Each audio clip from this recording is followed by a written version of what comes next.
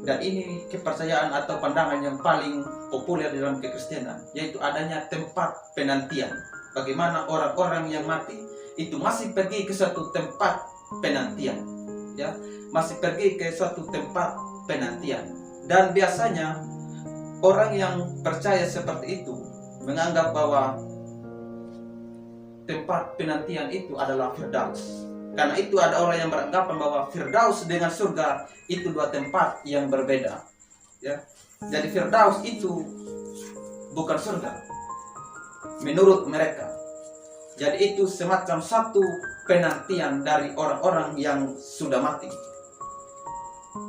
Tapi saudara-saudara, ini pun sebenarnya salah, karena sebenarnya Firdaus itu sama dengan surga. Kalau kita membaca tentang kisah bagaimana penjahat yang disalibkan bersama dengan Yesus di atas kayu salib, bagaimana dia bertobat di akhir-akhir hidupnya. Penjahat itu bertobat, lalu Yesus menjamin bahwa pada hari ini juga engkau akan bersama-sama dengan aku di Firdaus. Itu dalam Lukas 23 ayat 43. Dan ayat 46-nya dari Lukas 23 itu, Yesus menyerahkan nyawanya kepada Bapaknya. Ya Bapa, ke dalam tanganmu kuserahkan nyawaku. Nah, kalau di Lukas 23 ayat 43, Yesus mengatakan, hari ini engkau bersama-sama dengan aku di Firdaus. Tapi di ayat 46, Yesus menyerahkan rohnya ke Bapaknya, yaitu di surga. Maka kalau memang Firdaus dan surga itu dua tempat yang berbeda, maka Yesus menjanjikan dia akan bertemu dengan penjahat itu di Firdaus, tapi di akhir hidupnya Yesus pergi ke surga. Kalau ini dua tempat yang berbeda, maka Yesus sedang berbohong atau menipu penjahat ini. Karena dia sudah berjanji dia akan bersama dengan penjahat ini di Firdaus, tapi pada akhirnya dia pergi ke surga. Jadi dari fakta ini sudah bertentangan. Dan ingat, tidak mungkin Yesus berbohong. Tidak mungkin Yesus berbohong. Hari ini Yesus bersama-sama dengan dia di Firdaus, karena pada waktu itu mereka pasti sudah mati, akan mati. Hari itu juga, hari Jumat. Dan lalu waktu matinya Yesus pergi ke surga. Tapi kalau memang Firdaus itu adalah surga, itu tidak bertentangan sama sekali. Jadi Yesus mengatakan, hari ini engkau bersama-sama dengan aku di Firdaus.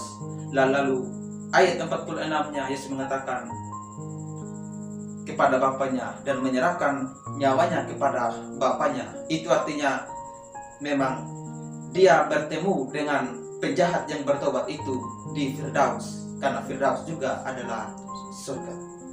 Jadi itu argumentasi pertama kalau ada orang yang mengatakan bahwa Firdaus dan surga itu berbeda. Ya, karena saya pernah mendengar bahwa ada orang yang mengajarkan demikian. Dan memang pada kenyataannya banyak orang yang percaya akan adanya tempat penantian dan percaya bahwa juga Firdaus dan surga adalah dua tempat yang berbeda. Dan juga saudara-saudara,